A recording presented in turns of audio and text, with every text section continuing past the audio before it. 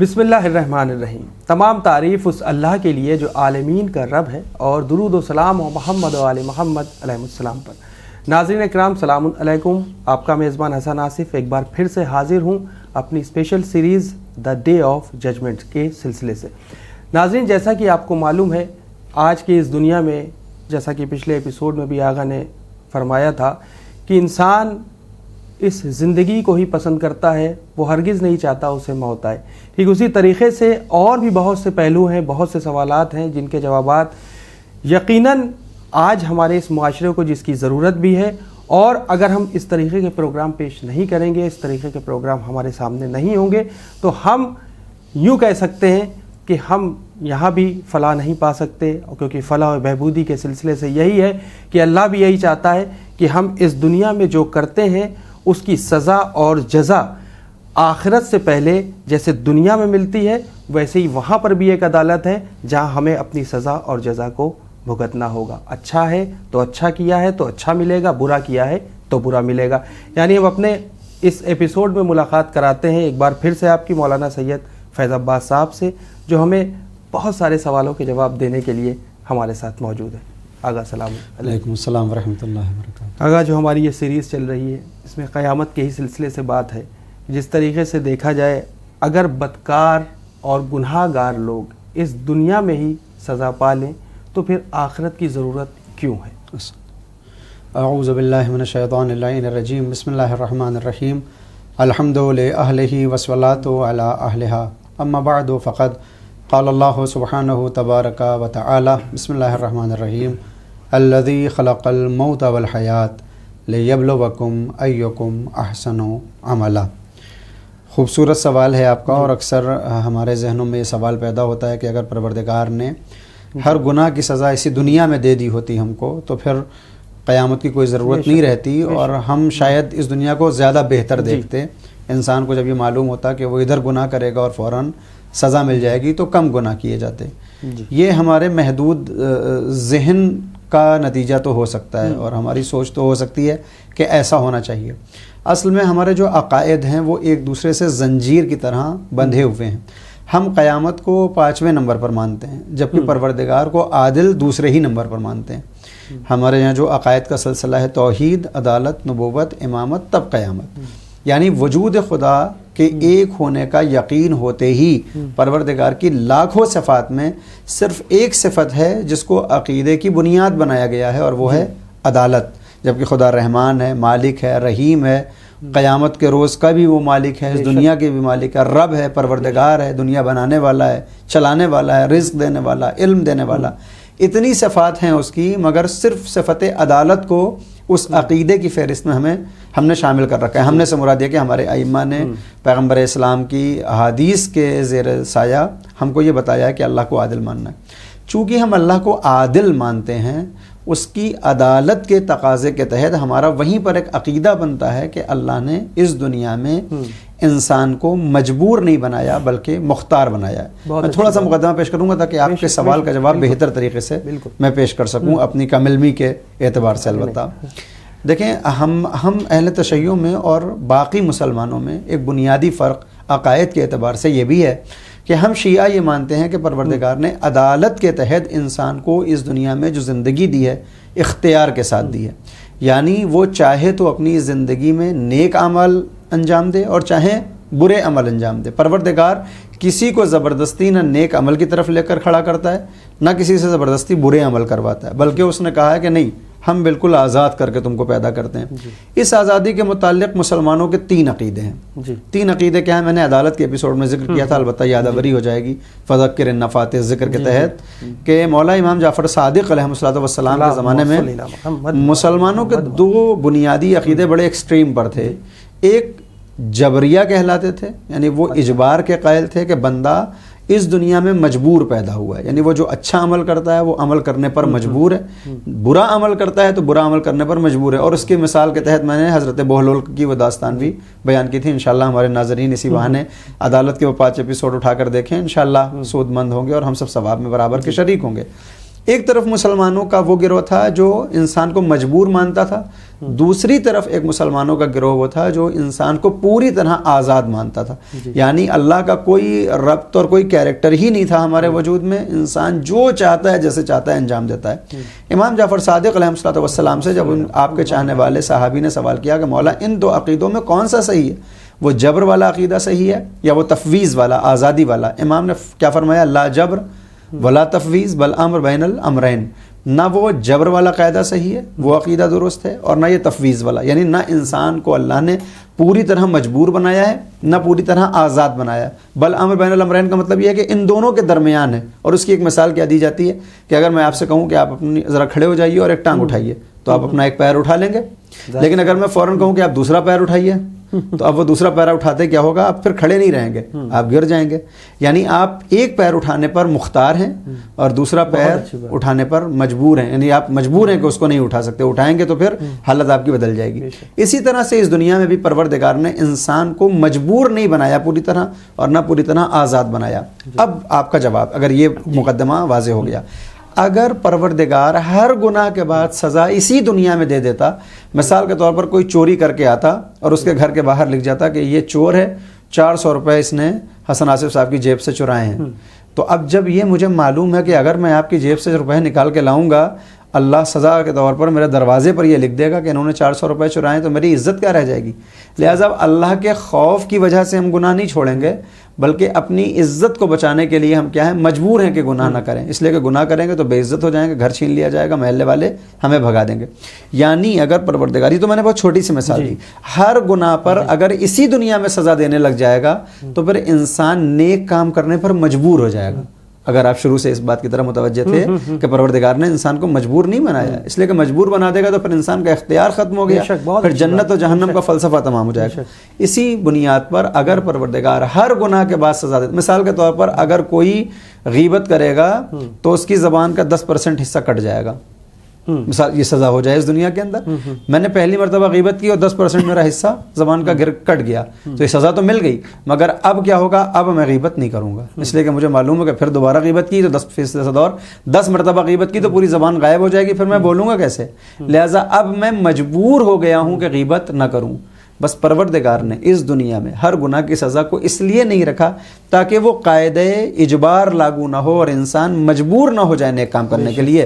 اس لیے کہ جو مجبور ہوتا ہے پھر اس کو کوئی جزا اور سزا کا مطلب نہیں رہ جاتا، وہ تو غلام ہو جاتا ہے، وہ تو غلام ہو گیا نا. اگر کسی کو مجبوری کے ساتھ ہم کنپٹی پہ اس کے بندوق رکھ دیں اور یہ کہیں کہ تم شراب پیو اور وہ شراب پی لے تو اس میں اس کی بیچارے کی کیا مجبوری ہے؟ تو اپنی جان بچا رہا ہے، مجبوری میں پی رہا ہے، اسی لیے سزا نہیں. لہٰذا پروردگار نے یہ کہا کہ ہم اس دنیا میں تمہیں آزاد کر رہے ہیں، تمہیں ڈھیل دیے ہوئے ہیں. ہاں یہ بار بار تذکر دیا جا رہا ہے، بتایا جا رہا ہے قرآن کی روح سے، حدیث کی روح سے، تم جو کر رہے ہو یہ تمہارے دو لکھ رہے ہیں. ہم جزا سزا دیں گے، اس دنیا میں نہیں دے رہے ہیں کہ تم مجبور نہ ہو، مگر ایک دن ایسا ضرور آئے گا جس دن تمہارے اس نامہ اعمال کو کھولا جائے گا شاہد اور صحیح کے ساتھ. یعنی ایک لکھنے والا ہوگا، جیسے جب کوئی کیس ہوتا ہے تو ایک فائلنگ کرتا ہے اور ایک بولتا جاتا ہے، ویسے پروردگار کہتا ہے کہ ہم نے تمہارے لیے 2 فرشتوں کا انتظام کیا ہے، ایک تمہاری فائلنگ کر رہا ہے اور ایک تمہارے اعمال پر گواہ ہے. یہ دونوں اس روز تمہیں لے کر آئیں گے کہ تم نے کیا گناہ کیے، اور اب پروردگار سزا دے گا کیونکہ وہ ڈے آف ججمنٹ ہوگا. اب وہاں ہمارا کوئی اختیار نہیں ہوگا. اس دنیا میں پروردگار نے ہمیں مختار بنایا ہے، آزاد بنایا ہے، جیسے چاہیں زندگی گزاریں. اچھا کریں گے تو ہو سکتا ہے اللہ ہم کو بدلہ نیکی کا کچھ دے دے، لیکن جو صحیح بدلہ ہے وہ قیامت میں ملنے والا ہے. اسی طرح برائی کا معاملہ ہے، ہو سکتا ہے کسی برائی کا چھوٹا سا بدلہ ایک ہم کو دے دے، مگر اصلی بدلہ وہ قیامت میں لے گا تاکہ مجبوری کا قانون نہ لاگو ہونے. بہت اچھی بات کہی. یہ مکافات عمل کیا ہے اور اس کے بعد قیامت کی ضرورت کیوں؟ بے شک آپ نے بہترین سوال کیا ہے. میرے اس سوال سے ہی غالباً آپ کے ذہن میں آیا ہو شاید. یہ سوال پہ جو میں نے اتنی لمبی چوڑی تقریر کی ہے تو فوراً ایک سوال ہو سکتا ہے ذہن میں پیدا ہو کہ اگر اللہ اس دنیا میں سزا نہیں دے رہا ہے تو پھر مکافات عمل کیا ہے. میں مکافات عمل پہلے بتا دوں ان لوگوں کے لیے جو نہیں سمجھتے. ہماری دین اور شریعت کی کتابوں میں مکافات عمل نام کا ایک پورا چیپٹر ہوتا ہے کہ اگر اس دنیا میں کوئی برا کرے گا تو اس کے ساتھ برا ہوگا. یہ اس قاعدے کے خلاف جا رہا ہے جو ابھی میں نے پوری تقریر کی ہے کہ اللہ اس دنیا میں سزا نہیں دیتا. اصل سزا پروردگار کسی کو نہیں دیتا. یعنی اگر میں غیبت کر رہا ہوں تو اللہ ہمیں اس کی اصل سزا یہاں نہیں دے گا. اگر میں یہاں خدا نخواستہ چوری کر رہا ہوں تو یہاں اصل سزا ملنے والی نہیں ہے. لیکن اگر عدالت مجھے چوری کرتے ہوئے پکڑ لے، دنیاوی عدالت، تو مجھے سزا تو دے گی۔ بے شک۔ جب وہ سزا دے گی تو کوئی یہ نہیں کہہ سکتا ہے کہ اب اللہ کی سزا پوری ہو گئی، نہیں، اس لیے کہ پروردگار نے اس دنیا میں گناہ کی سزا کو رکھا ہی نہیں ہے۔ جب گناہ کی سزا کو رکھا نہیں، یہ جو دے رہا ہے یہ اپنے معاشرے کو سجانے کے لیے دے رہا ہے۔ اصل گناہ کی سزا پروردگار دے گا۔ پھر مکافات عمل کیا ہے؟ مکافات عمل یہ ہے کہ اس دنیا میں چونکہ پروردگار نے اس دنیا کو گول بنایا ہے، اور واضح کر دوں، انسان جہاں سے چلے گا اگر وہ پوری سیر کرتا ہے تو پھر وہیں پر آ کر پہنچے گا۔ لہٰذا اگر ہم زمین میں کانٹے پیدا کرنے کی کوشش کریں گے، کانٹے اگائیں گے، تو ایسا نہیں ہے کہ 4 مہینے کے بعد اس میں سے گیہوں کی بالیاں نکلیں۔ اگر ہم گیہوں لگا رہے ہیں زمین پر تو ایسا نہیں ہے کہ اس میں سے ہم کو دھان کے پھل اور وہ جو بیجے ہوتے ہیں اور تخمے ہوتے ہیں وہ مل جائیں گا، نہیں، جو ہم زراعت کریں گے وہی پلٹ کے ہمیں ثمرے کی صورت میں ملے گا۔ اس کو مکافات عمل کہتے ہیں۔ اصل سزا پروردگار اس دنیا میں، مکافات کا مطلب سزا نہیں ہے، مکافات کا مطلب ہے جیسے کو تیسا، یعنی اگر میں کسی کے لیے گڈھا کھودوں گا تو کسی کی برائی سوچ رہا ہوں، اس کی سزا تو پروردگار دے گا، لیکن اگر ذرا سا ہم نے اپنے پیر سے ڈس بیلنس ہوئے تو اسی گڈھے میں ہم گر جائیں گے۔ یہ اللہ نے سزا نہیں دی ہے۔ مکافات عمل خدا کی سزا کے طور پر نہیں ہے کہ اب قیامت کی ضرورت نہ رہے، بلکہ اس دنیا میں کیونکہ یہ کاز اور ایفیکٹ کی دنیا ہے، علت اور معلول کی دنیا ہے، تو کہیں نہ کہیں ہمیں اس کا مثال کے طور پر اتنی ظالم حکومتیں آتی ہیں، ہم پوری تاریخ بشریت دیکھیں، انسان پوری دنیا کی، ہندوستان کی تاریخ دیکھیں، اسلامی تاریخ دیکھیں، جو بھی ظالم آیا ہے دوسرا ظالم اس کے اوپر مسلط ہوتا ہے اور اس کو تباہ و برباد کر دیتا ہے۔ اسی دنیا میں دیکھیے آپ ملا عمر کو دیکھیے، اس نے کتنے ظلم کیے انسانوں پر، آخر میں کیا ہوا؟ آپ لادین کا نام لے سکتے ہیں، اس نے کتنے ظلم کیے اور اس کا کیا ہوا؟ صدام کا حشر آپ دیکھ سکتے ہیں، اور ادھر چلے جائیں تو آپ ہٹلر کو دیکھ سکتے ہیں، یا اس طرح سے جتنے بھی ظالم افراد ہوئے، آپ ہلاکو خان کو یا کسی کا بھی نام لے کر آ جائیں، جتنے بھی ظالم ہوتے ہیں پروردگار دوسرے ظالم کے ذریعے سے اس کو دفع کرتا ہے۔ ایک حدیث ہے ہمارے یہاں کہ پروردگار کبھی کبھی ظالم کو ظالم کے ذریعے سزا دلاتا ہے۔ مثال کے طور پر وہ جو ایک لیبیا کے اندر ایک وہ بہت بڑا بادشاہ گزرا ہے، قذافی اور غدافی اس کا نام تھا، کتنے ظلم کرتا تھا، دوسرا ظالم آیا اور اس کو تباہ و برباد کر دیا۔ صدام نے کتنا ظلم کیا شیعوں کے اوپر، مسلمانوں کے اوپر، کردوں کے اوپر جو شیعہ بھی نہیں تھے، جو اس کی حکومت کو چیلنج کر رہا ہے اس کے اوپر وہ ظلم کرتا تھا۔ پروردگار نے اس کے ساتھ کیا کیا؟ بڑے بڑے ظالم آئے اور دوسرا ظالم ان کے اوپر آ گیا۔ مکافات عمل یہی ہے کہ اگر اس دنیا میں ہم کسی کے ساتھ برا کریں گے تو پلٹ کے ہمارے ساتھ بھی برا ہوگا، لیکن مکافات عمل قیامت کی سزا کے مقابلے میں کہیں نہیں ٹھہرے گا۔ ایسا نہیں ہو سکتا کہ صدام کو چونکہ اب سزا مل گئی ہے لہٰذا اللہ سزا نہیں دے گا، یہ نہیں ہو سکتا ہے کہ غدافی کو چونکہ مار دیا گیا اور اس کے ٹکڑے ہو گئے، چتھڑے ہو گئے، اب قیامت میں سزا نہیں ملے گی، نہیں، یہ مکافات عمل کی بنیاد پر تھا، جیسے کو تیسا کی بنیاد پر تھا، لیکن جو اس نے گناہ کیے ہیں اس کی سزا اس کو قیامت میں ملنے والی ہے۔ لہذا مکافات عمل روز قیامت کی سزا کے مقابلے میں نہیں ٹھہرتا۔ اگر عدالت کی اگر ہم بات کریں، عدالت اور قیامت میں کیا فرق ہے؟ احسنتم، عدالت اور قیامت لازم و ملزوم ہے، یعنی ایک کا ہونا دوسرے کے ہونے کے لیے ضروری ہے۔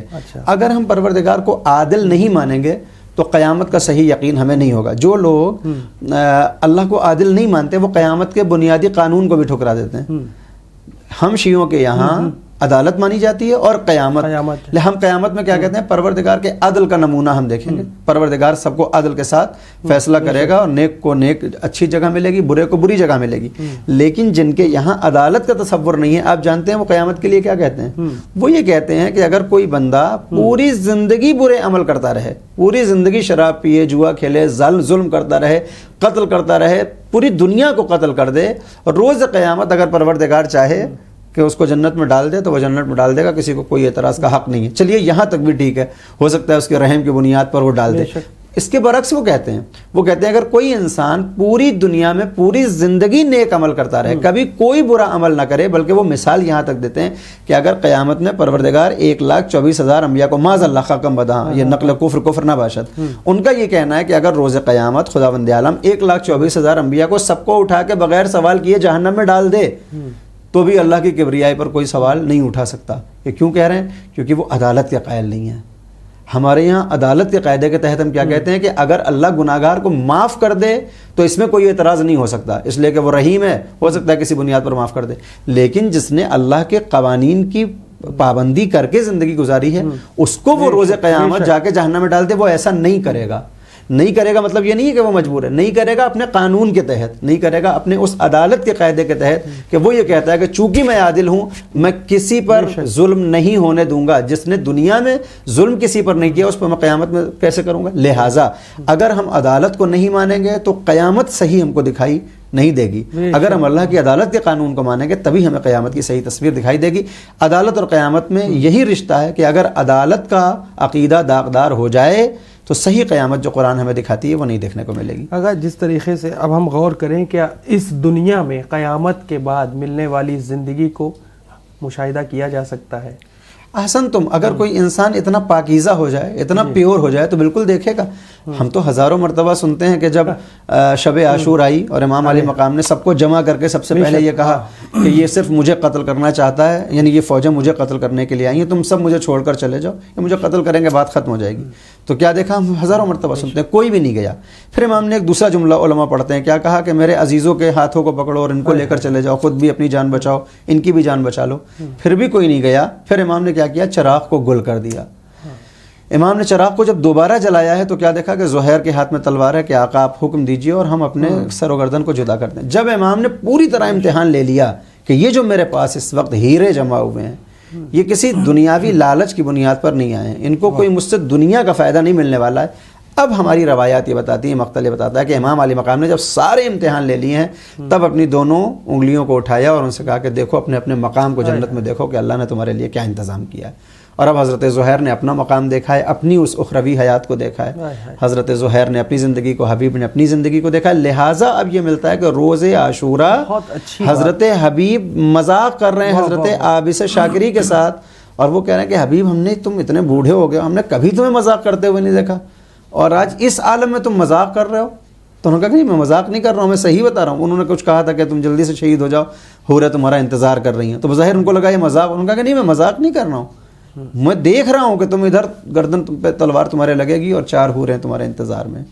یعنی امام علی مقام نے اسی دنیا میں ان کو وہ زندگی دکھا دی ہے۔ اور اب دوسرا نمونہ ہمیں دکھائی دیتا ہے، یہ تو اصحاب میں اب گھر کا جو نمونہ دکھتا ہے کہ جب اس بچے سے پوچھا جاتا ہے 13 برس کے کہ تم لڑنے تو جانا چاہتے ہو، موت آ جائے گی، تم موت کیا ہے تمہارے نزدیک؟ تو کیا فرمایا؟ احلی من الاصل، یہ شہد سے زیادہ شیرین ہے۔ کیوں ان کو یہ موت شہد سے زیادہ شیرین دکھ رہی ہے؟ کیونکہ ان کو اس دنیا کے بعد والی زندگی ان کی آنکھوں کے سامنے ہے کہ ہم کو کیسے زندہ رکھا جائے گا، ہم کو کیسے باقی رکھا جائے گا، اور اللہ نے وعدے پورے کیے ہیں کربلا والوں کو ویسا ہی زندہ کیا ہے جیسا آخرت میں۔ میں آخری بات کہہ دوں کہ دیکھیے 14 صدیاں ہوگی، میں اکثر کہتا ہوں 14 صدی میں کتنی نسلیں آئیں، کتنی نسلیں چلی گئیں، مگر جو کربلا والوں کی زندگی ہے وہ ایک دم رکی ہوئی ہے۔ 6 مہینے کا بچہ جو کربلا میں تھا 14 صدی کے بعد آج بھی اس کا تذکرہ یہ ہوتا ہے کہ 6 مہینے کا بچہ ہے۔ 18 برس کا علی اکبر آج بھی 18 برس کا ہے، ان کی عمر میں اضافہ ہی نہیں ہو رہا ہے، ان کو حیات مل گئی ہے، حیات اخروی کہ جس میں اب کوئی اضافہ نہیں ہوگا، اب یہ لامحدود زندگی ہمیشہ ہمیشہ بہت شکریہ چلنے والی ہے۔ بہت اچھی بات کہی۔ اسی کے اگر ہم برعکس دیکھیں، ایک طرف آپ نے بھی یہ بیان کیا جناب حر کے بارے میں، دوسری طرف آپ دیکھیں کہ اللہ اکبر کے نعرے لگاتے ہیں، لباس ایسے پہنتے ہیں کہ جیسے لگتا ہے کہ یہ رسول کو کے ساتھ ساتھ رسول کی مانتے بھی ہیں، اور حوروں کی لالچ میں قتل عام کرتے ہیں، معصوموں کا خون مارتے ہیں۔ شاید آپ سمجھ گئے ہوں کہ میرا اشارہ کس اور ہے، اس پر بھی ہم چاہیں گے 1 منٹ میں جواب دے دیں۔ اس کا جواب تو بالکل دنیاوی اعتبار سے بھی ہم دیکھیں کہ دیکھیں اس دنیا کے اندر سوء استفادہ کرنے والے ہر زمانے میں لوگ رہے ہیں، ہر مذہب میں رہے ہیں۔